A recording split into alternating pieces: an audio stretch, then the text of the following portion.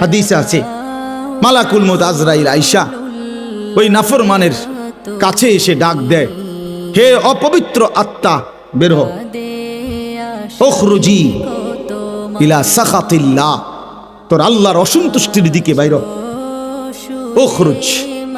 এদিকে এখানে আছে নাফরমান বান্দার রূহটা বের না হয়ে শরীরের মধ্যে দৌড়াইতে থাকে ভিতরে, আর মালাকুল মউত আজরাইল তখন ধইরা কলিজার বাঁধন থেকে এই রূহটাকে টান দিয়া ছিঁড়ে ফেলে। একটা টান দিয়ে ছিঁড়ে ফেললে রূহটা কণ্ঠনালীর কাছে চলে আসে। ফালাউলা ইজা বালাগাতিল হুলকুম কাল্লা ইজা বালাগাতিত তারাকি।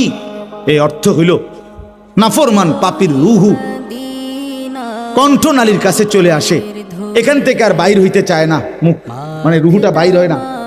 এরপরে বলি নবীজির হাদিস, এ আল্লাহ রসুল বলছে, কসম আল্লাহ আমি নিজে হাদিস পড়ছি পড়াইছি, নবীজি বলছে নাফরমানের রূহটা কণ্ঠনালীর থেকে বের হতে চাইবে না, মালাকুল মউত আজরাইল ধইরা এইভাবে সিরা টুকরা টুকরা করে টাইনা হেসরাইয়া বাইর করে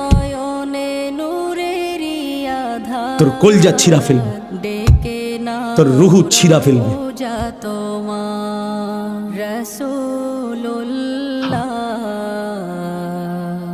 আল্লাহ তাআলা বলেন, বান্দা শুধু এই জান কবজের যন্ত্রণাটাই তো সইতে পারবি না বান্দা, এরপরে তো সামনে বাকি কবর, হাসর, মিজান।